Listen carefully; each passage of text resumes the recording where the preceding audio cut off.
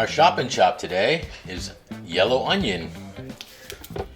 Very similar to white onion in flavor. Yellow onions are a little sweeter.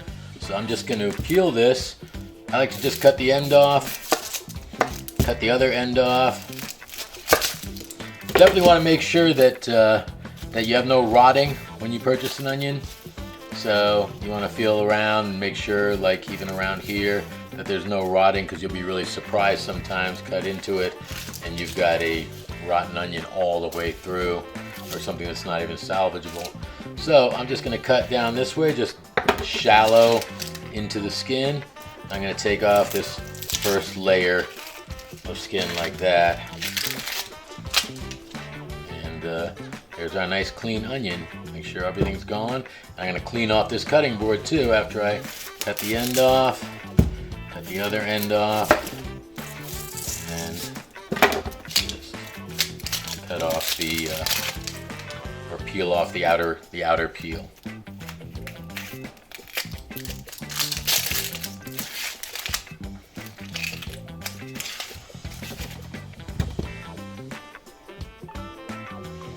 You want to clean off your cutting board completely, because you don't want any little specks.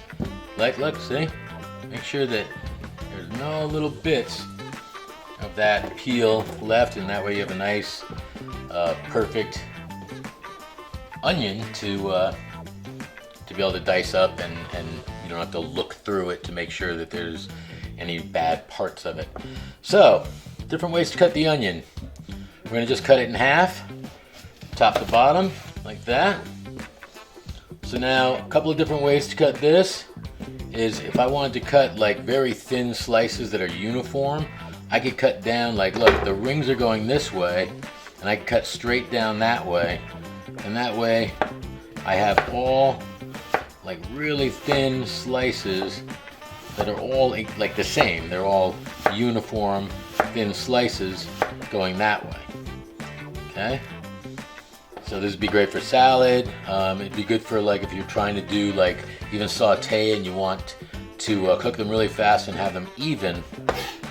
So now here's another way of cutting an onion. The French onion soup way, or also just for fajitas, or for sautéing, you might also cut it like this. And we're going to cut it like that, following all the way around the contour. So I'm going to cut it like this,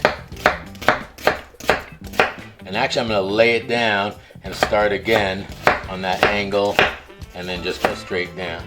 So you can see these are not really, they're uniform to a degree, but they're not uniform the same way as that other cut is. Okay, so these are good for it. You're going to need to make sure they're all broken apart and stuff. Okay, so set that aside. And now another way to do an onion. Of course, if you were doing onion rings, you could just cut straight down a whole onion. You would want to make sure about this right here. We'd lose our first ring, so you could just cut it thick like this, and then cut it all the way down for onion rings.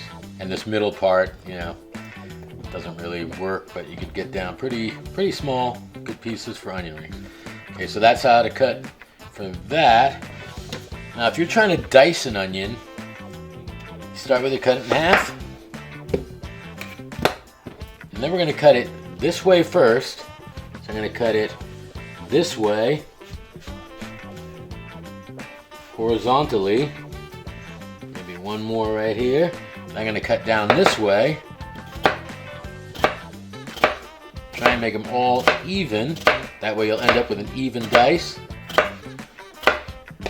And then I'm going to cut straight down across our pattern so that we end up with a nice dice like that.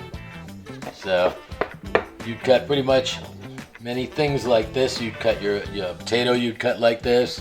So anyway, this is dicing an onion.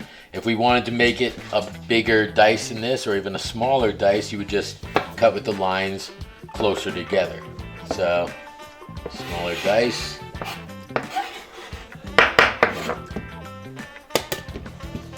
just cut more lines this way. Maybe do 4, and then just cut them really close together this direction.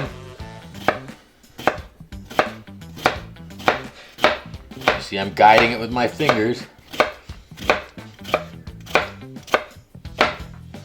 And then cutting it this direction, you see we have a much smaller dice than this dice right over here. See how that's much different in size.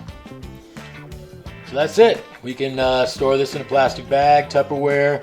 Onion will last a pretty long time in your fridge, probably at least a week, and you have it for sautéing or for soups, salads. You just have it chopped up and ready in your fridge in different configurations.